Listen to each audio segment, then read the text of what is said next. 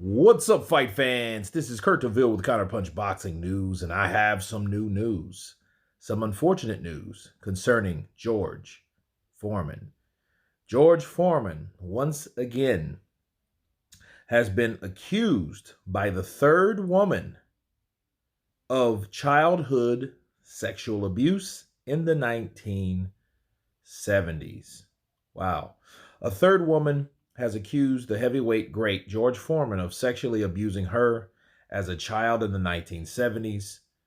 It has been reported that Thursday that an anonymous 64-year-old woman filed a civil complaint claiming that the famed heavyweight champion had raped her on his ranch in Livermore, California in 1974 when she was 15 years old and he was 24. That was the same year Foreman suffered one of the most infamous upsets in sports when he was knocked out by Muhammad Ali in the 8th round of their Rumble in the Jungle heavyweight championship bout in Zaire. According to the legal complaint, the woman is a distant relative by marriage to Foreman.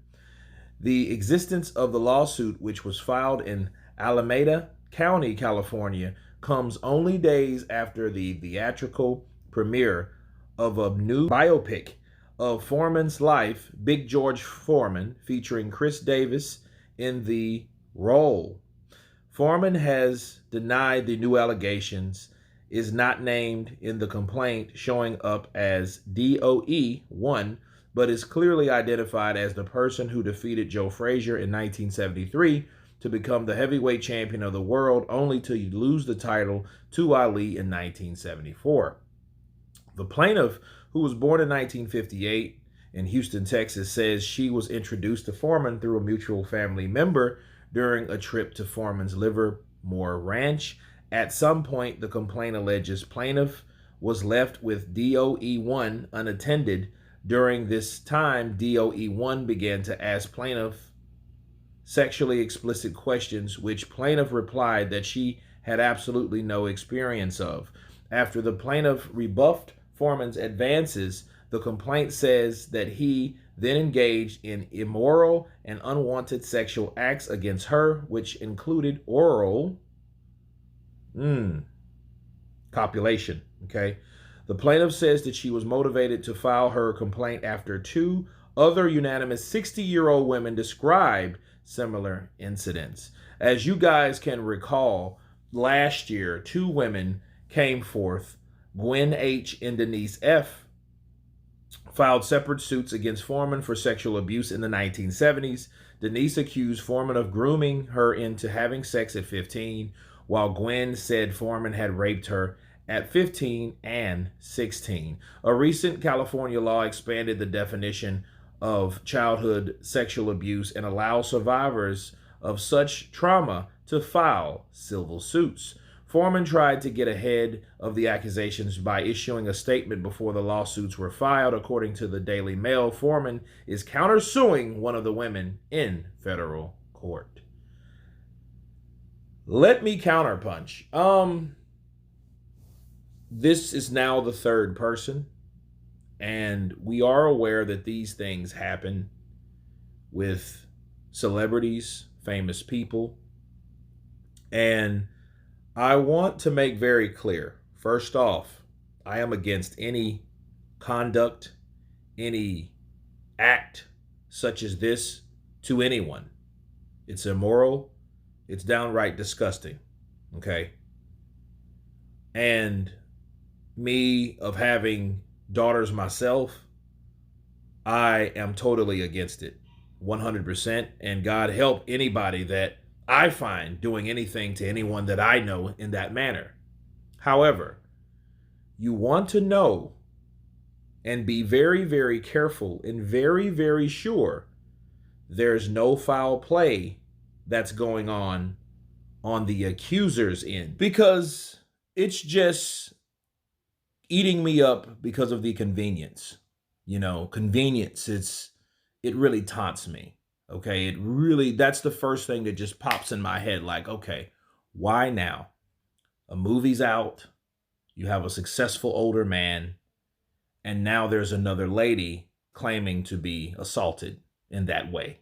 Okay, And it's, to me, it just seems like too good of an incentive to get paid. Oh, I did it because these two women came forth. And to me, it's totally unfair when things are that backdated, because this could be, and like the statute of limitations are tricky with this because you can't prove anything at this point. And I am glad that Big George Foreman is countersuing one of them, because that shows he's at least taking initiative, because he is targeted to some degree. Because how can he prove that he didn't do it, that he didn't force himself on these women? Now, God bless anybody that has been abused in that way. Okay, because I had a close friend that came out recently on something that happened to her years ago. And then the only thing that people countered with was, "What do you say it? Why are you just now saying it?" Well, maybe because she fucking wants to. However, okay, for a person that has the money like George Foreman, 50 fucking years, it's hard to prove that George Foreman, did these things or didn't do these things. It has to have some type of cap, a statute of limitations on that. Why is it just civil? Civil means, hey, someone's getting paid. So all I have to do is prove that this guy at age 24, and he's 74, again, 24 to 74, 50 fucking years ago, literally, did this to me when I was this age.